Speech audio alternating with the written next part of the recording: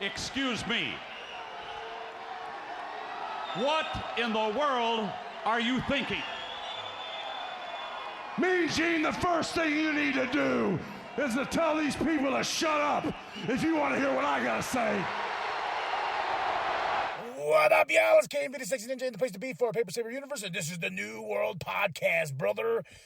I had to dig my way to get into the studio this morning because it snowed. It's like 8 inches or something like that. So I'm a little tired because I was like, damn, I gotta dig my way in. But that's okay. I got to watch Collision. January 6, 2024, Tony, Kevin, Nigel, they're in Charlotte, North Carolina. Woo! Country. We started off with Sting and Darby Allin versus Workhorsemen, and Ric Flair comes out with them as well because Ric's going to be there till the end. March 3rd, Revolution on a Sunday, which I'm very happy about. And it'll be Sting's last match, and like I said before, it better be Sting versus Darby Allin. It's just the way, it feels fitting to end that way.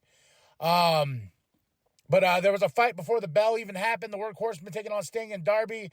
Ric Flair doing his thing, just pretty much getting in the way.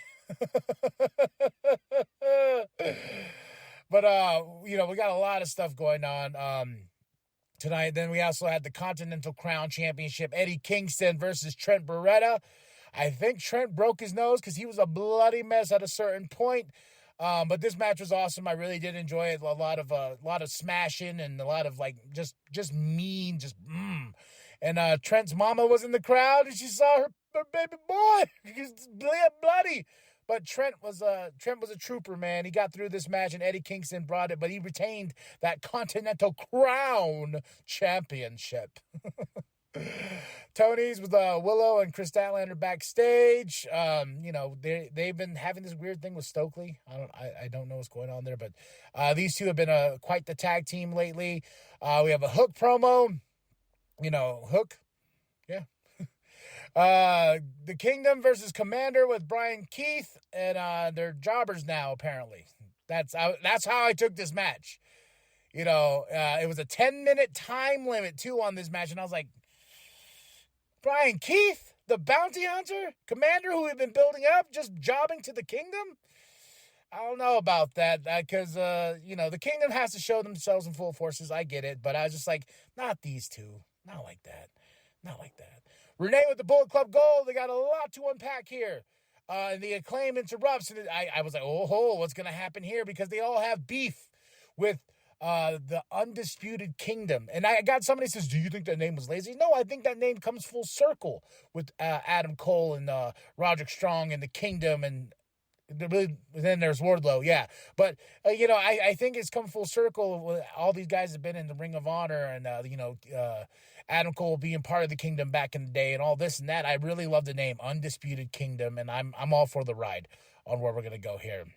Adam Copeland comes out.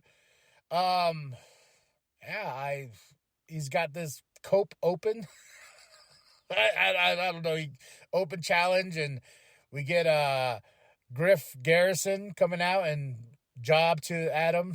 So I guess Adam has his own open challenge called Cope Allen or something like the Cope Open. The Cope Open. I don't know. Rick, Sting, Darby backstage. Like I said, I'm waiting to see when we start planting the seed with Darby and Sting. Like the tear between the two, or even if it's just a friendly fight between the two, either or. Sky Blue versus Kiera Hogan. Kiera Hogan deserves a lot more, but Sky Blue's going up to the top, baby, and she's looking fierce in that ring. She's looking better and better, and I hope the best in 2024 for Sky Blue. We have Claudio versus Andrew Everett, and Claudio wins. A lot of throwaway matches in the show.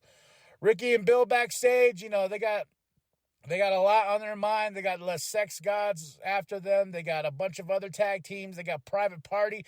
They have a whole tag team division that wants their asses and wants those tag team titles.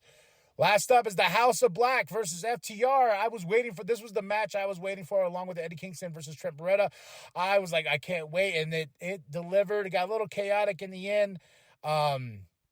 And it definitely was a slobber knocker, if you want to quote good old JR there. Then Brody King was coming out. Then here comes Daniel Garcia. Daniel Garcia hits him with the chair. And I was like, oh shit! Then you know, then after the whole match and everything like that, House of Black attacks and Julia Hart's on the bell, and it's just like, oh my god, what is going on? Chaos all over. Collision, and that is the first collision of the year. More to come, of course. And then next up we have Homecoming. Tony really has this weird thing about these like, I know WWE did it for this week, but I think Tony does it more than WWE. Like he's got like this Homecoming show on Dynamite. He's got, what is there, I'm trying to think of all the other ones. Isn't there a St. Patrick one, if I remember right? And there's New Year's Bash, Fighter Fest. He's got all these crazy weird nicknames for these shows that come up. But next up is Homecoming. But here we go.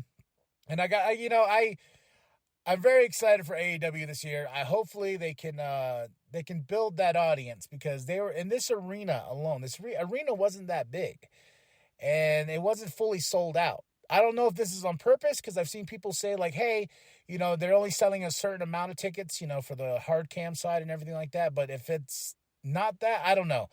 I'm hoping AEW grows. It's good for wrestling. It's good for business. I want to see this company thrive, but I also want this company to learn from its mistakes.